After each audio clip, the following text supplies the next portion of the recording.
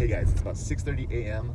I could hardly sleep last night because I'm so excited to try this new club I got my hands on, the new Mizuno T22. So let's get into some of the details right now. So with Mizuno's new T22 Wedge here, it comes in 3 different finishes. You've got raw, chrome, and the highly anticipated, and personally, I think the best looking wedge out there, the denim copper. So with the denim copper and the chrome, there's actually a layer of copper that Mizuno says actually gives it a softer feel than normal forged iron. That would, obviously that's what they're known for, and they've now moved that over to their wedges. And so supposedly what they did originally back with their MP20 lines, they gave tour pros different prototypes, some with a base copper layer and some without, and asked them if they could tell the difference. Most of them were able to say that they did have a softer club with one versus the other. They just didn't know what it was about it. So we're gonna have to go and see if that translates over to this wedge. So with all clubs and wedge, I'm always very skeptical of these finishes, so I'm really intrigued to see if this finish is gonna last more than a day. So I'm gonna really put this through some rigor. So I'm gonna go hit a bucket of balls with it and see if we can't find a bunker to really test out this finish and see if it will last, and if there is actually a base of copper or if that's just smoke and mirrors.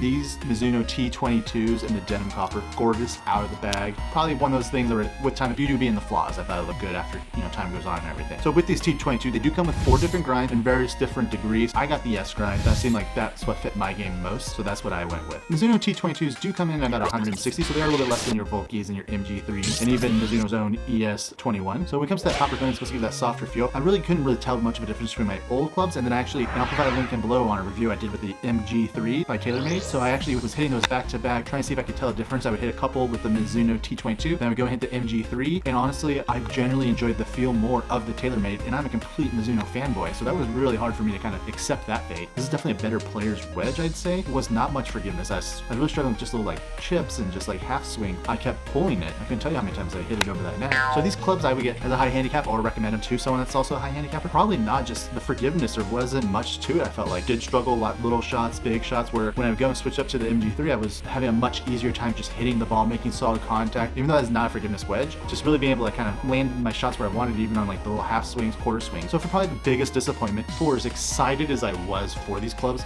that is how much disappointment I had for these clubs. I could not believe after about 10 shots what the finish looked like. I was just stunned. They said there's supposed to be even a thin layer of copper layer right there, if that's from the copper or if that's just from the finish. But if I'm getting through that in about 10 shots, and then by the end of my bucket of balls at the range, I didn't even get to a bunker. I was gonna go hit a bunker, and I decided there was no need to hit a bunker. You could tell this finish is not gonna last. Why these companies keep making finishes that just come right off like that, I understand. It's hard to get it to stay on there. It's gonna go through sand. It's gonna go through a lot of abuse. But if something comes off after 10 shots, why even bother? Like, cool, looks great when you buy it, then you go hit it around a few times. Like it's just unacceptable. I feel like there's really no need to keep doing that. Like it upsets me. I've never been so disappointed in something. Cool at first, but then after that, they're gonna look all beat up. If you're okay with that, if you love the feel, aesthetics doesn't matter to you, power to you. I personally, I don't want to spend my money on something like this knowing it's going to look terrible after a round of golf. So again, guys, if you enjoyed this, please go hit that like and subscribe button. Really help. We're getting close to 100. Let your friends know, tell your friends. If you haven't subscribed if you're seeing this. It really mean a lot, help out. Really want to try to break that 100 mark by Christmas, and if we do,